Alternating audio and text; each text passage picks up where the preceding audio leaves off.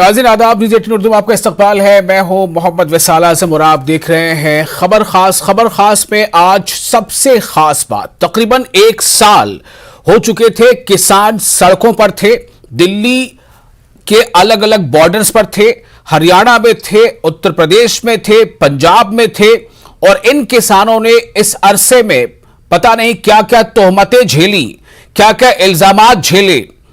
इन पर कई तरह के इल्जामात लगे। किसी ने इनकी पहचान कुछ बताई, किसी ने इनकी पहचान कुछ और बताई और किसी ने ऐसी पहचान बताई जो पहचान शायद कोई हम और आप में से कोई सुनना या जानना भी नहीं चाहता। इन्होंने सर्दी का सितम भी झेला, इन्होंने बारिश भी झेली, इन्होंने गर्मी भी झेला, इन्होंने कई तरह की पाबंदियां भी झेली, इन्होंने लाठी डंडे भी झेले। लेकिन इन सब के बाद किसानों के लिए एक अच्छी खबर यह रही कि वजीर आजम ने आज इस बात का ऐलान कर दिया कि वो 3 कवानीन जिसकी मुखालफत में किसान तंजीमें बंद मना रही हैं या किसान तंजीमें लगातार तहरीक चला रही हैं। अपनी तहरीक में इन्होंने कई बार भारत बंद भी किया, कई बार उन्होंने रेल रोको भी आंदोलन भी चलाया। तो इनके लिए वजीर आजम ने आखिरकार ये अच्छी खबर सुना दी कि 3 ज़रई कवानीन वापस लिए जाएंगे। और जाहिर है कि इस खबर के साथ ही, इस ऐलान के साथ ही किसानों से जुड़ी तमाम तंजीमें लगातार हर जगह खुशियां मना रही हैं। उसकी तस्वीरें भी हम आपको दिखाएंगे। लेकिन साथ ही साथ किसान तंजीमों के बड़े लीडरों ने कहा है कि जब तक पार्लियामेंट में इस कानून के वापसी का पूरा अमल मुकम्मल नहीं हो जाता है तब तक ये इनका आंदोलन जारी रहेगा। लेकिन सवाल यहां पर यह उठता है कि इस ऐलान के पीछे क्या कोई सियासी मकसद भी है?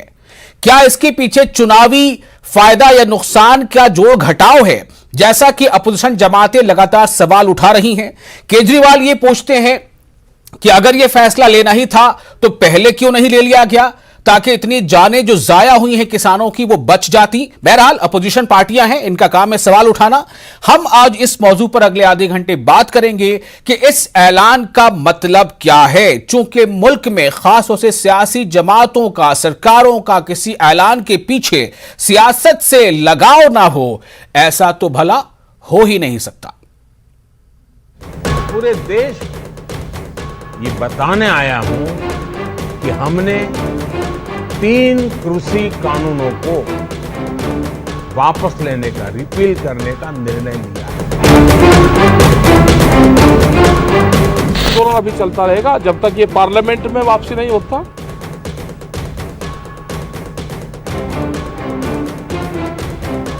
तो आज माफी मांग रहे हैं जब 600-700 किसान शहीद हो चुके हैं। मैं देश के सभी किसानों को बधाई देना चाहता हूं। 3 काले कानून वापस लिए गए हैं।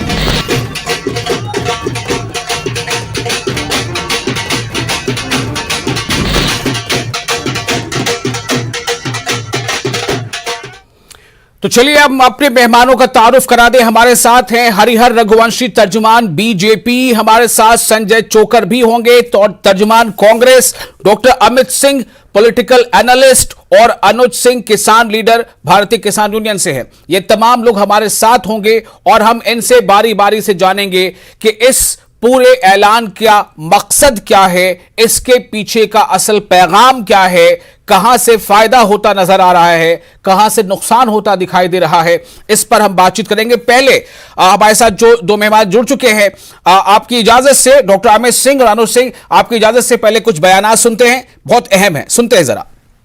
सरकार उन्हें बदलने के लिए भी तैयार हो गई।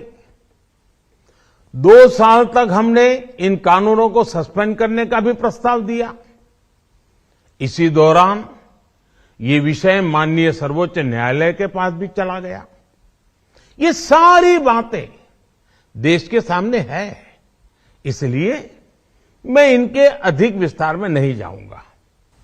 आज मैं आपको, पूरे देश को ये बताने आया हूं कि हमने 3 कृषि कानूनों को वापस लेने का, रिपील करने का निर्णय लिया है।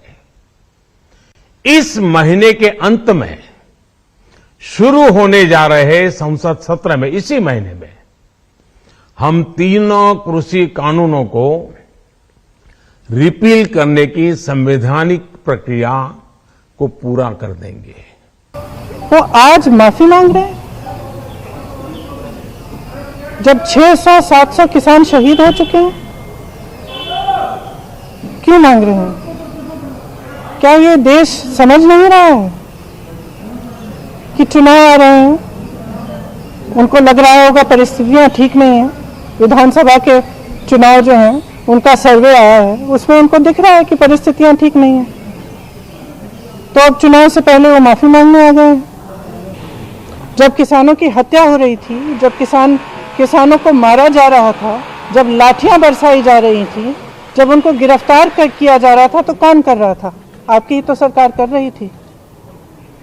आज आप आकर कह रहे हैं कि ये कानून आप रिपील करेंगे, तो हम कैसे भरोसा करें? हम आपकी नीयत पे कैसे भरोसा करें? सब स्पष्ट है, सामने है देश के। मुझे खुशी इस बात की है कि ये सरकार समझ गई है कि इस देश में किसान से बड़ा कोई नहीं है। आंदोलन अभी चलता रहेगा जब तक ये पार्लियामेंट में वापसी नहीं होता, जब तक पूर्ण रूप से एमएसपी पे, गारंटी पे, क्या कहते हैं, जब तक भारत सरकार से बातचीत नहीं होगी। क्योंकि बातचीत होगी, और भी बहुत मसले हैं जो बातचीत से समाधान होगा। जिसका हमारी मीटिंग आज पालघर में है, तो ये मीटिंग होगी। 28 तारीख की फिर मीटिंग हमारी बॉम्बे में है, तो वो मीटिंग होगी। 22 तारीख की मीटिंग हमारी लखनऊ में है, तो मीटिंग होगी। तो हमारी सब मीटिंग कंटिन्यू जारी रहेगी। भारत सरकार बातचीत का रास्ता निकाल ले, ये संघर्ष जारी रहेगा। और भी आज संयुक्त मोर्चे की एक मीटिंग है, पूर्ण रूप से फैसला संयुक्त मोर्चा मीटिंग करेगा और करीब 4 से 5 बजे करीब कॉन्फ्रेंस में वहां से डिक्लेरेशन अपना करेंगे। लेकिन सर, अभी ये कानून पीछे लेने के लिए करीबन 2 से 3 महीने का वक्त लग सकता है पार्लियामेंट में, तो ये अरे वक्त लगेगा तो आंदोलन जब 1 साल से चलते हुए आगे, तो 3 महीने और रह जाएंगे। बिल्कुल होगा पास, ये वापसी लेंगे। जो अटका रहेगा, देश का किसान, मजदूर, नौजवान तैयार रहे। एमएसपी पे सरकार घोलमेल कर सकती है। मैं देश के सभी किसानों को बधाई देना चाहता हूं, जिनके संघर्ष से और जिनके लगातार आंदोलन और तीनों काले कानून के खिलाफ उन्होंने जो आंदोलन छेड़ा, और उसका परिणाम यह है कि आज तीनों काले कानून वापस लिए गए हैं।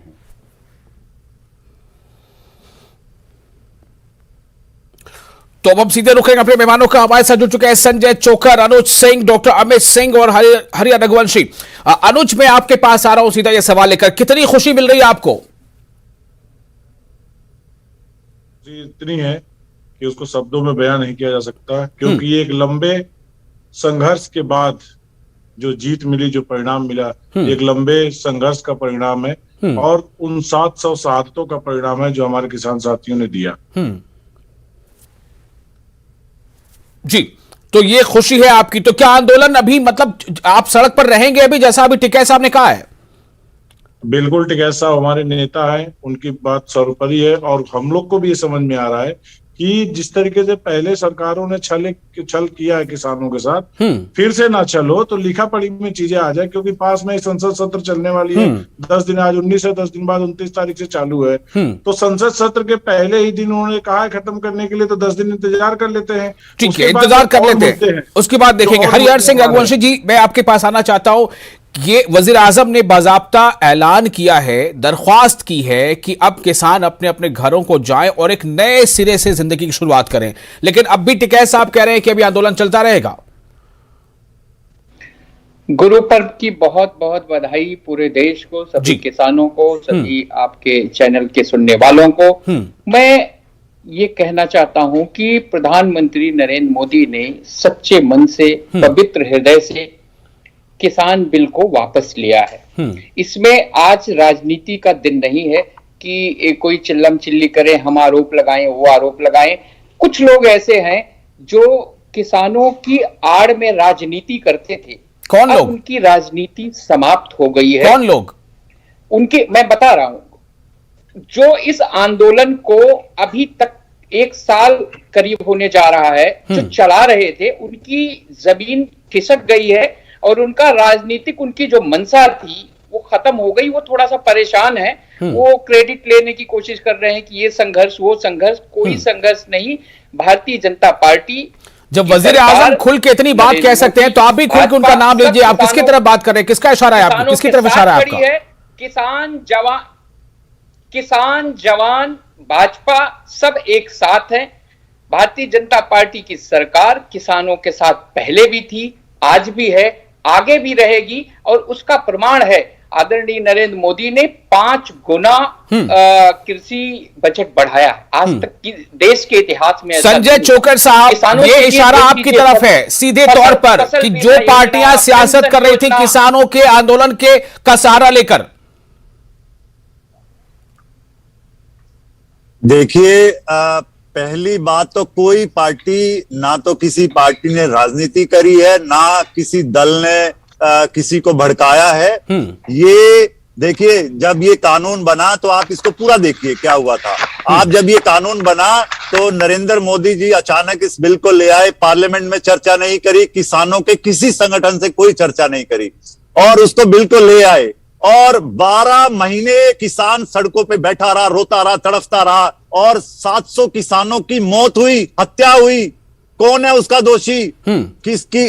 और आज 12 महीने बाद जब इनको चुनाव नजर आ रहा है उत्तर प्रदेश का, जब इनको चुनाव में हार नजर आ रही है, पंजाब में किसान नाराज है, तो आज ये मजबूरी में लिया हुआ राजनीतिक फैसला है। और अभी से आप कैसे कह सकते हैं चुनाव में हार नजर आ रहा है? अभी तो चुनाव की तारीखों का ऐलान तक नहीं हुआ है। बाई इलेक्शन हुआ था, 29 विधानसभा में से 22 विधानसभा सीटें हारी बीजेपी, 3 लोकसभा में से 2 लोकसभा हारी, और इनको नजर आ रहा है साफ तौर पे कि आज पंजाब, उत्तर प्रदेश, उत्तराखंड, सारी जगह पे हमें नुकसान होने जा रहा है। उसको लेके लिया गया फैसला है ये कोई ऐसा नहीं है। हरिहर रघुवंशी जी, क्या चुनाव में हार का डर इस फैसले के पीछे है? उन्होंने आज देखिए देश से माफी मांगी और हार स्वीकार करी उन्होंने। आज जब ये कानून लागू हुआ था, इनको चुप कराइए प्लीज। हाँ, वो चुप हो गए। जब ये कानून लागू हुआ था, उसके बाद जब आंदोलन शुरू हुआ था, उसके बाद से कई राज्यों में चुनाव थे। अगर भारतीय जनता पार्टी की सरकार चुनावी वजह से फैसला लेती तो पहले ले लेती। चुनाव कोई वजह नहीं है। आदरणीय प्रधानमंत्री जी ने ये साफ कह दिया। 12 महीने बाद जब 700 किसानों की हत्या हुई, मौत हुई, लखीमपुर खीरी में किसानों के ऊपर गाड़ियां चढ़ाई गई, आज ये मजबूरी में लिया गया फैसला है। सभी की भावनाओं का ध्यान रखते हुए, लेकिन भावनाओं का ध्यान रखने में 1 साल का वक्त लग जाता है हरिहर जी। 12 महीने लग गए आपको, 1 साल लग गया भावनाओं को ध्यान में रखने में। नुकसान के हम इस कानून को वापस ले रहे हैं, इसलिए इस पे किसी को भी राजनीति नहीं करनी चाहिए। कांग्रेस ये सवाल कर रही है कि भावनाओं का ध्यान रखने में 1 साल लग गया। आप राजनीति कर रहे हैं, बीजेपी राजनीति कर रही है। उनके आंदोलन में जो चीजें हुई देश विरोधी, उसके लिए भी कौन लोग जिम्मेदार है, इसकी भी चर्चा की बहुत जरूरत है। कौन जिम्मेदार है? कौन जिम्मेदार है? हरिहर जी, कौन जिम्मेदार है? आप अधूरी बात कर रहे हैं। कौन जिम्मेदार है?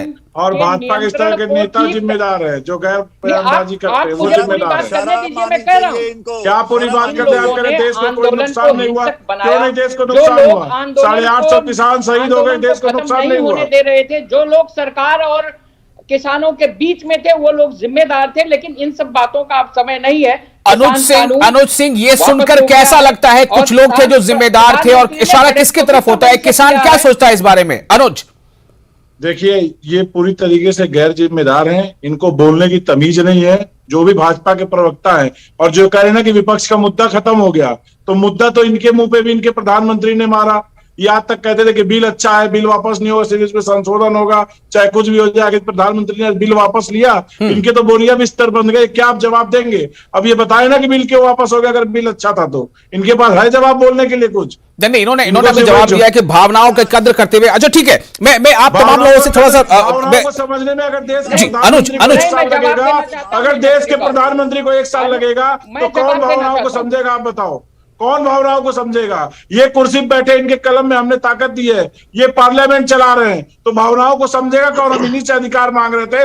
देश के किसानों को आतंकवादी कहा गया, खालिस्तानी कहा गया, आज उनको प्रधानमंत्री ने देश का किसान माना कि नहीं माना? तो या तो पहले की अपनी चीजों पे माफी मांगे, ये भाजपा के लोग आके किसानों के पैर पकड़े उनसे माफी मांगे कि हमने आपको जो खालिस्तानी कहा, हमने आपको जो पाकिस्तानी कहा, आपको जो देश विरोधी कहा, उसके लिए आप हमें माफ दीजिए। माफी मांगे पहले देश के किसानों से। नहीं, मुझे तो लगता है कि देखिए वजीर आजम ने आज बिल्कुल कहा है कि मैं निर्भय हृदय से। हरिहर जी, क्या माफी मांगने की जरूरत मजीद बाकी रह गई क्या? पीएम साहब ने खुद आज कहा है कि मैं सच्चे हृदय से बोल रहा हूं। हरिहर जी, सबसे ज्यादा जो दिक्कत है वो कांग्रेस पार्टी को है, क्योंकि इसकी जमीन थी नहीं। अभी जो कह रहे थे वो किसान नेता है अनुज, वो अभी आपको जवाब दे रहे थे। कांग्रेस को क्यों ला रहे हैं? करना चाह रहे थे, लेकिन कांग्रेस पार्टी को कोई दिक्कत नहीं है। कांग्रेस की बात और सपा की बात, बसपा की बात मत करिए। आपने के वजह से किसानों आपने क्या किया, उस परिवार के लिए क्या कहा, ये ठीक है। आप तमाम लोग बने रहे प्लीज। एक और मेहमान हमारे साथ है, मैं उनके पास अभी तक जा नहीं पाया। अमित सिंह साहब है हमारे साथ, पॉलिटिकल एनालिस्ट। अमित सिंह साहब, आप पॉलिटिकल एनालिस्ट हैं, मुझे ये बताइए क्या इस फैसले के ऐलान के पीछे कुछ ऐसी चीज है जिसमें पॉलिटिकल एनालिस्ट का काम थोड़ा बढ़ जाता है? देखिए, क्योंकि आज गुरु पर्व है, तो प्रधानमंत्री मोदी जी ने आज के दिन इन सारी चीजों को एड्रेस किया है। तो यानी जब राजनीति है और राजनीति में राजनीति की या शतरंज की बिसात होती है, तो कभी ना कभी शह और मात होना लाजमी सी बात है। तो रही बात, तो शह कौन मात कौन? आज प्रधानमंत्री जी ने अपने भाषण में उकेरा है, और उन्होंने जैसा भी बातें आ रही थी कि आज इनका अहम चूर चूर हो गया, सरकार झुक गई, तो मुझे लगता है जब या फिर किसानों का दुख दर्द समझने में इनको 1 साल लग गया, तो मैं ये बोलना चाहता हूँ कि शायद किसानों का दुख दर्द उन्होंने समझा था पहले भी, इसी वजह से कोई भी पुलिस ब्रुटैलिटी 1 साल हो गया किसान आंदोलन पे हुई नहीं। 26 जनवरी की घटना होती है, वहां पे इन लोगों ने लाल किले पर क्या किया, किस तरीके से ट्रैक्टर चढ़ाए गए, वो सबको पता है, लेकिन तब भी पुलिस ने लाठियां नहीं भांजी, बल्कि उल्टा वो अपनी जान बचा के भाग रहे थे। मोदी जी ने ये भी बोला कि सरकार ने कई बार किसानों से बातचीत की, कमेटी बनी, और ये मीडिया को भी पता, हम सब लोगों को पता है कि कई राउंड बातचीत हुई, लेकिन नतीजा नहीं निकला। सरकार ने ये भी बोला था कि हम 2 साल के लिए सस्पेंड करने के लिए तैयार हैं, लेकिन किसान संगठन मानने को तैयार नहीं थे। चुनाव इससे पहले भी बहुत आ चुके हैं। राकेश टिकैत जी कोलकाता भी गए थे और पश्चिम बंगाल के चुनाव में भी सक्रिय थे। तो मुझे लगता है कि आज जो उन्होंने बोला है कि इसके फायदे तो थे, लेकिन मैं क्षमा प्रार्थी हूं, उन्होंने माफी भी मांगी है कि हम किसानों को समझा नहीं पाए कि इसके लाभ क्या क्या हो सकते थे। पिछला जो सत्र था संसद का, वो पेगासस की बलि चढ़ गया, और अभी संसद का फिर से सत्र होने वाला है। कोरोना के चक्कर में लगभग 2 साल का लॉकडाउन जैसी सिचुएशन पूरा देश झेल रहा है, अर्थव्यवस्था झेल रही है, और ऐसे में एक और संसद सत्र बलि चढ़ जाता किसान आंदोलन की, क्योंकि 1 साल होने वाले थे और इन्होंने डॉक्टर अमित सिंह साहब, मेरा आपसे सवाल ये है पॉलिटिकल एनालिस्ट की हैसियत से, जो अपोजिशन जमातें सवाल उठा रहे हैं कि चुनाव में एक खतरे का डर था जिसने ये फैसला लेने पर मजबूर किया है, क्या ये अपोजिशन जमातों का ऐसा सपना आ रहा है? क्या है मतलब इसके पीछे?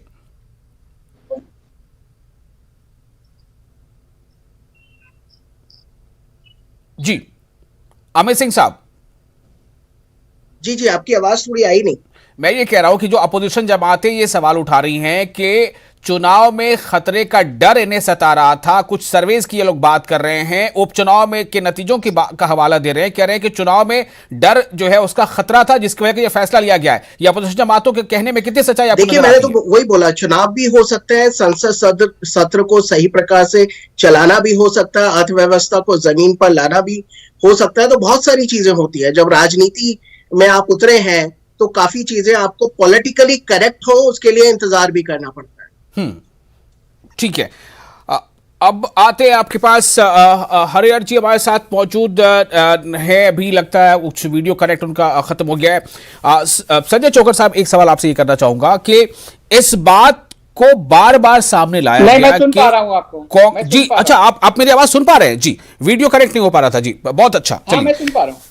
हरियर साहब, मैं आपके पास आना चाहता हूं। जो पॉलिटिकल पार्टीज अरविंद केजरीवाल से लेकर अखिलेश यादव और टीएमसी के लीडरों से लेकर कांग्रेस, सबके सब ये कह रही है कि उपचुनाव के नतीजे और आने वाले 5 राज्यों के चुनाव और उसके पहले के सर्वेज कई तरह के, ये पार्टी को मजबूर किया है इसने कि वो इस फैसला को वापस ले। क्या इसमें कुछ आपको कहना है?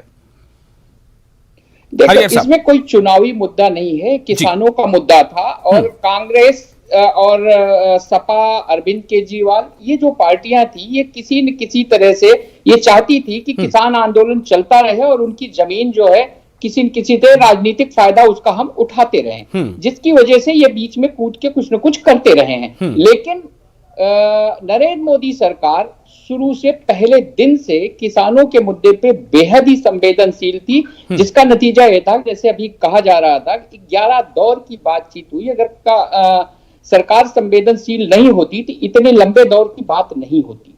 और लेकिन इस दौर की बातचीत में बिल्कुल सही कह रहे हैं आप। सरकार अगर संवेदनशील नहीं होती तो ये फैसला शायद वज़ीर आज़म नहीं लेते।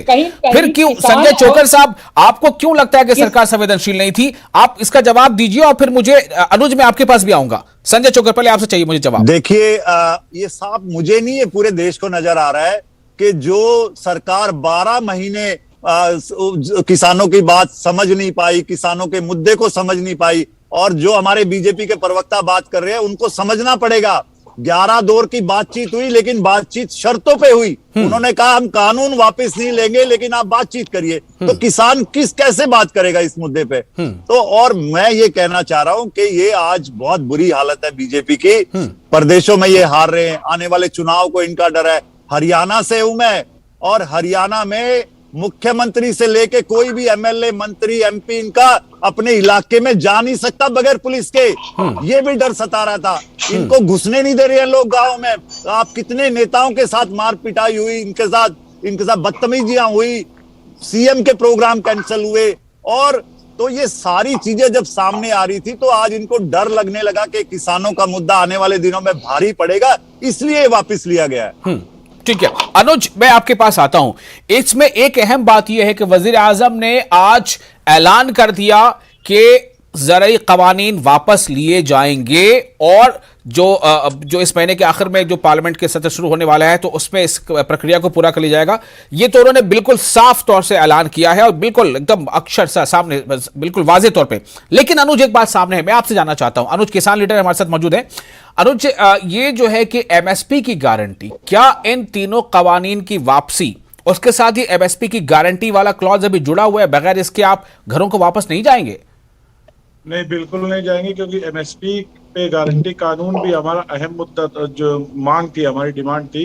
इसके अलावा सरकार से अभी वार्ता की जरूरत है। वार्ता की जरूरत इसलिए कि तमाम ऐसे बिल है, जैसे बिजली अमेंडमेंट बिल आने वाला है, सीड बिल आने वाला है, पेस्टिसाइड बिल आने वाला है, इन पे भी सरकार से वार्ता होना चाहिए। उसके अलावा एक एनजीटी का जो 10 साल से पुराना ट्रैक्टर पे बैन का है, उस पे भी सरकार से बात करनी है।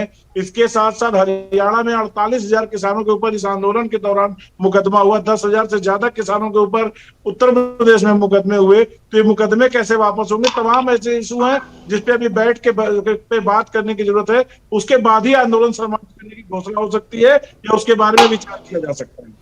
चलिए, वो सब ठीक है, लेकिन इस फैसले से फिलहाल खुशी आपको मिल रही है ना? अगर खुशी है, थोड़ा हंसता हुआ चेहरा दिखा दीजिए। प्रोग्राम को खत्म करने वाले फैसले से खुशी इसलिए है कि ये जीत हमारे संघर्ष की जीत है, हमें खैरात में नहीं मिली है। अगर प्रधानमंत्री जी खैरात में दे दिए होते तो इतना मजा ना आता। 1 साल का संघर्ष किया है हमने, जीत ये भीख में नहीं मांगी, हमने जीत के छीनी है इनसे, इसलिए हमें खुशी है इस जीत की। चलिए, आपको खुशी है, बहुत शुक्रिया आप तमाम मेहमानों का इस खास मौजू पर अपना वक्त देने के लिए। न्यूज़ 18 उर्दू के जो हमारे दर्शक, जो हमारे नाजरीन हैं, उनका भी बहुत शुक्रिया। अब आप मुझे दीजिए इजाजत। आदाब।